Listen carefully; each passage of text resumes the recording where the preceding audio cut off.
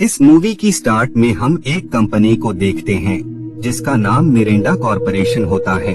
उस कंपनी की owner Lucy होती है जो कि लोगों को ये बता रही होती है कि उसने 26 सुपर जायंट पिग्स को अलग अलग कंट्री के फार्मर्स को दिया है। 10 साल बाद उन सभी पिग्स के दरमियान कंपटीशन होगा और जिसका भी पिग हेल्थी, फिट और ज्यादा पावरफुल होगा उसे प्राइज दिया जाएगा।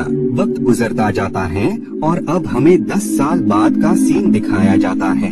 हम फॉरेस्ट में ओकजा और मिजा को देखते हैं। मिजा जो कि ओकजा का काफी अच्छे से उसका ख्याल रख रही होती है।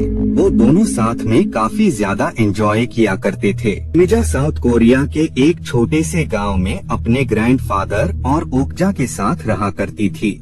ओकजा एनिमल होने के बावजूद भी मिजा को बहुत ही ज्यादा प्यार किया करती थी। एक दिन उन्हें आपस में खेलते हुए काफी ज्यादा टाइम हो जाता है और अब अंधेरा भी होने लगता है। इसी वजह से मिजा फॉरेस्ट से घर लौटने के लिए शॉर्टकट रास्ता अपनाती हैं ताकि वो दोनों जल्द से जल्द घर पहुंच सकें। मिजा और ओकजा जब माउंटेन के दरमियान से होकर गुजर रहे होते हैं तो उसी दौरान ही मिजा का पैर स्लिप हो जाता है जिससे वो नीचे गिरने लगती है।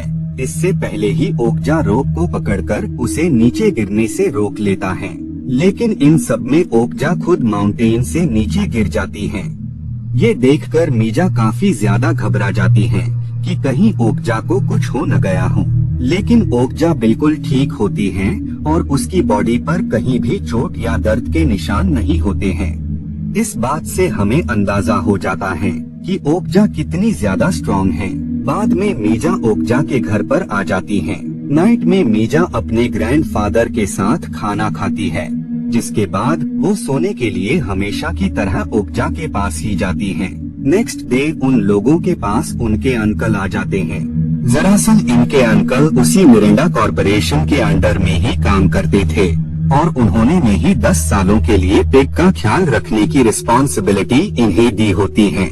उनके साथ एक और शख्स भी मौजूद होता है जो कि सुपर जायंट पिग को देखकर काफी ज्यादा शॉक हो जाता है, क्योंकि ये पिग बाकी सभी सुपर पिग्स के कंपैरिजन में बहुत ही ज्यादा हेल्थी और पावरफुल थी। उस शख्स ने जैसा एक्सपेक्ट किया होता है, ओकजा उसकी एक्सपेक्टेशन से कहीं ज्यादा हेल्थी और फिट थी। इस बात के बारे में वो मिजा के ग्रैंडफादर से भी सवालात करता है कि ओकजा इतनी ज्यादा हेल्थी कैसे हैं। इसके जवाब में वो उन्हें बताते हैं कि ओकजा अपना ज्यादातर टाइम नेचर के दरमियान में ही गुजारती हैं और नेचर के इतने ज्यादा करीब रहने से ही वो इतनी ज्यादा हेल्थी हैं। बाद में वो लोग उन्हें प्राइज भी देते हैं, यानी इस कंपटीशन में वो लोग जीत गए थे जो कि सबसे हेल्थी पिग का होता है।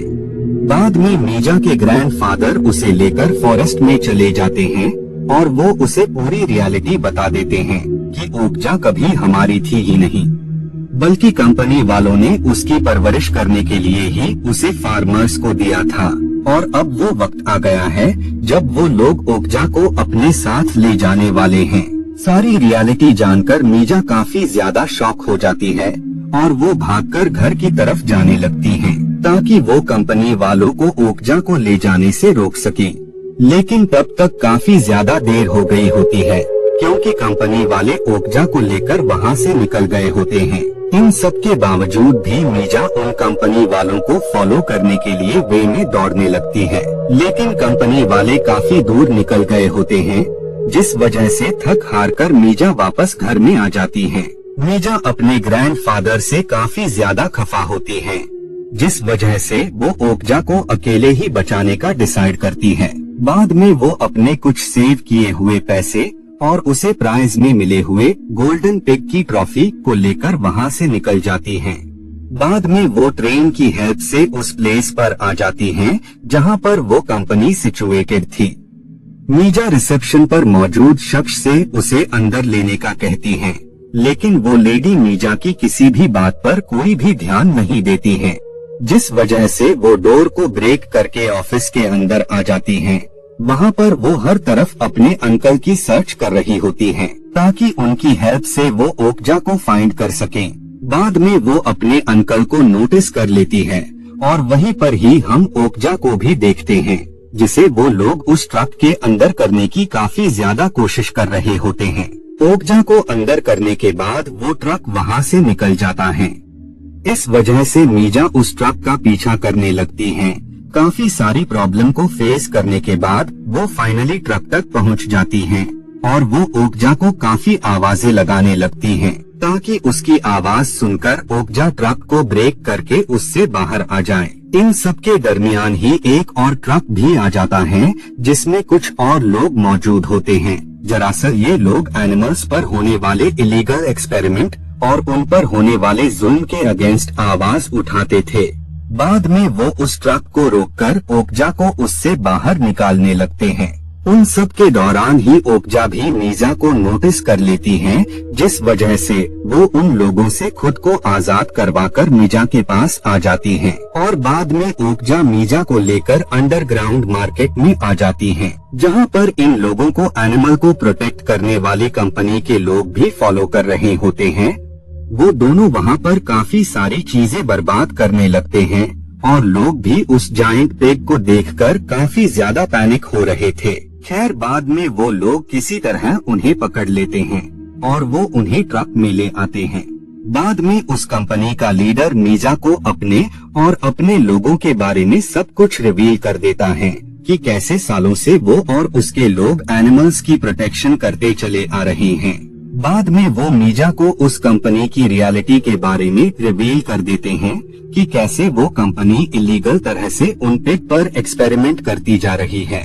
वो उसे बताते हैं कि ओकजा अकेला सुपर पिग नहीं है, बल्कि उसके जैसे और भी पिग्स हैं। इन सब पिग को यूएसए में ले जाया जाएगा, जहां पर कंपनी के लोग उन पर इलीगल तरह से एक्सपेरिमेंट्स करेंगे।